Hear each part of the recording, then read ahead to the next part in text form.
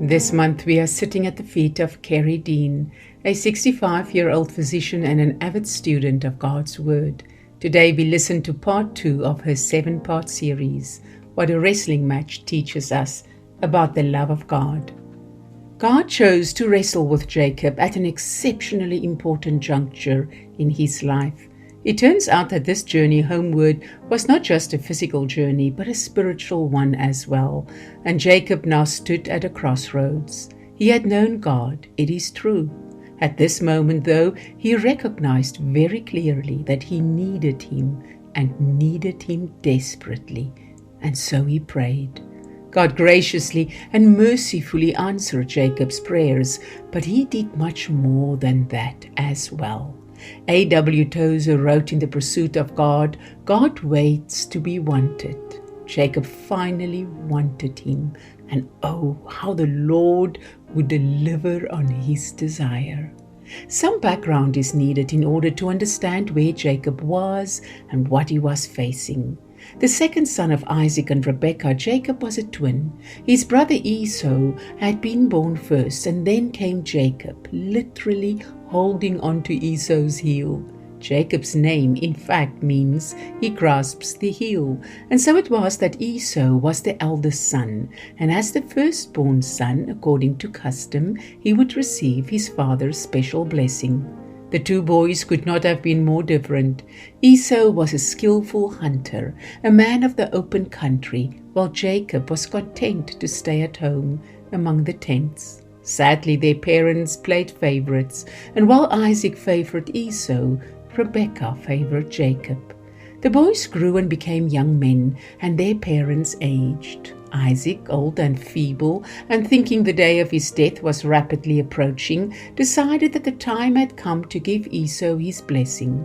Isaac instructed Esau to first hunt some wild game, bring it back, and make stew for him, a meal Isaac relished, and then he would administer his blessing upon Esau.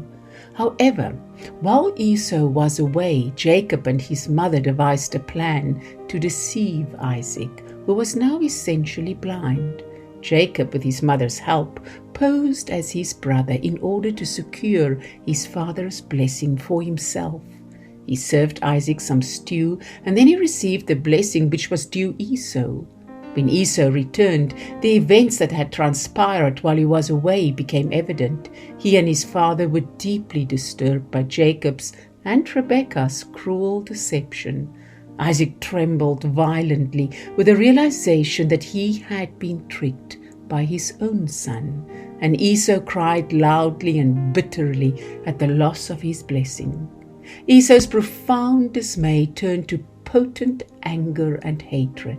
He promised vengeance, saying, "The days for mourning my father are near. Then I will kill my brother Jacob." Jacob, fearing for his life and at his mother's insistence, fled his homeland and traveled to Haran in Padan Aram, where his uncle Laban lived. Jacob lived long in Haran, working for his uncle and eventually marrying his uncle's daughters, Leah and Rachel. But just as Jacob had deceived his father and brother, so his uncle deceived him. Jacob had worked for 7 years in order to earn the right to marry Rachel, whom he loved.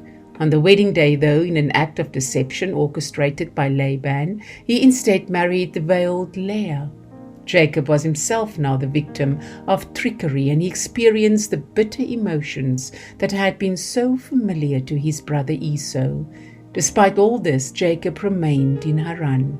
A week after marrying Leah, Jacob was allowed to marry his beloved Rachel. For this, his father-in-law demanded another 7 years of labor from him. In all, Jacob worked for Laban for 20 years. They were a tumultuous 20 years, full of conflict and mistreatment. Finally, God instructed Jacob to return to his homeland, Canaan. With his family, servants, herds, and possessions, he left Haran and his unscrupulous father-in-law. On the way to Canaan, Jacob had to pass through the land of Seir. This was where Esau had settled.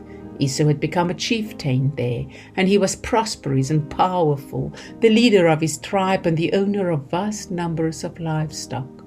Jacob knew as he approached Seir that he would finally have to face his brother, and he greatly feared Esau's revenge. Jacob decided to send messengers ahead to plead with Esau for favor and to ask for his permission to pass through the land. However, the messengers returned with no promises from Esau, but only word that he, along with 400 of his men, was coming to meet Jacob.